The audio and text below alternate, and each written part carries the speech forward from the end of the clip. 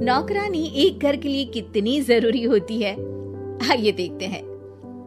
अरे बहू, ये देख, सारा साबुन बर्तन में रह गया।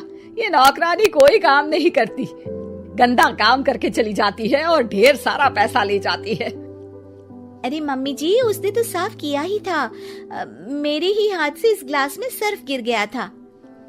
अरे बस कर झूठी, उसे बचाने के लिए सारी जुगत लगा ले, लेकिन मैं तो इसे निकाल कर ही रहूंगी। हमारे जमाने में ना कोई नौकरानी थी और ना ही ये चिकने बर्तन। चूल्हे के जले बर्तनों को राख रगड़ कर साफ किया करती थी मैं। अरे माँ जी, मैं कहाँ बचा रही हूँ उसे। और वैसे भी आजकल नौकरानी जरूरत नहीं, स्टेटस सिंबल बन गया है।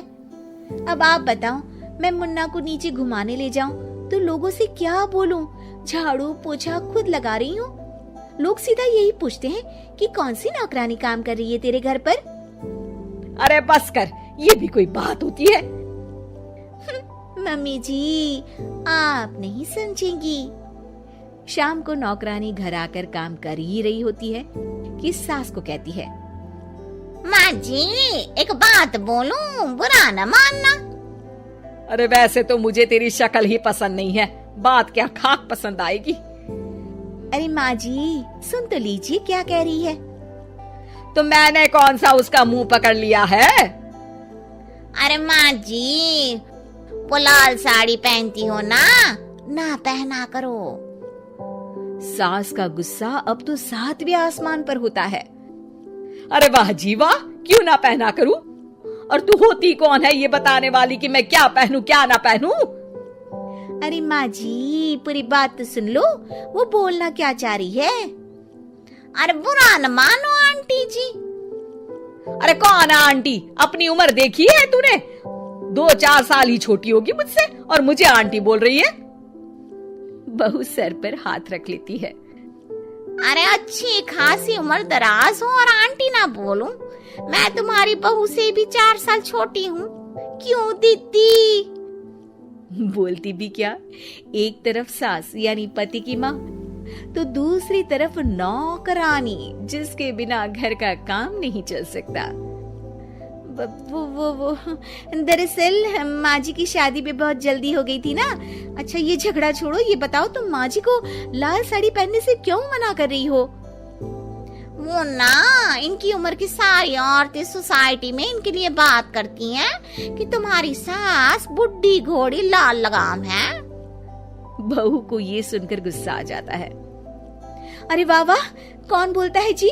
खुद क्या है यहाँ की औरतें, बाल सफेद लेकिन टाइट जींस और कोई कुछ भी पहने।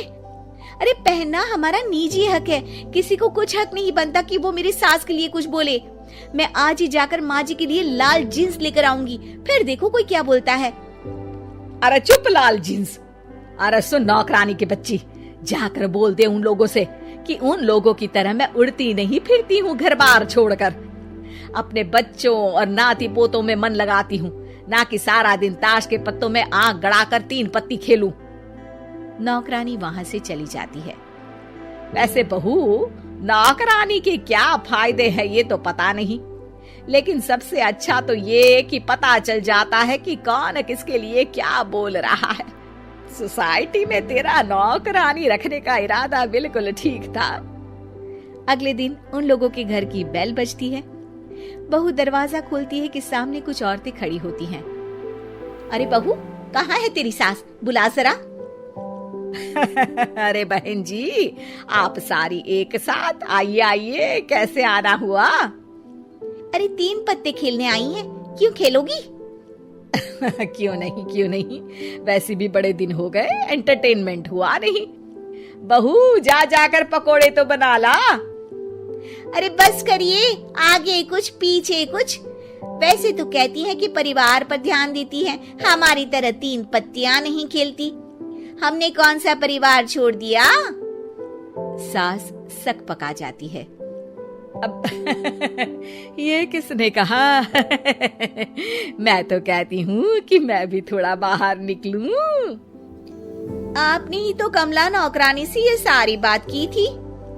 सास और बहू को अब सारी कहानी समझ आ जाती है कि सोसाइटी की औरतें क्यों भड़क रही हैं। माफ करिए आंटी, मैं छोटी हूँ लेकिन फिर भी पहले तो आप लोगों ने माँ की लाल साड़ी का मजाक उड़ाया था ना। हाँ हाँ उड़ाया था, लेकिन उससे पहले तो तुम लोगों ने हमारी जीन्स के बारे में बात की थी। अरे क्यों ना पहने हम जीन्स, तुम्हारे पैसों की थोड़ी ना है। सास और बहू सर पकड़कर बैठ जाती है।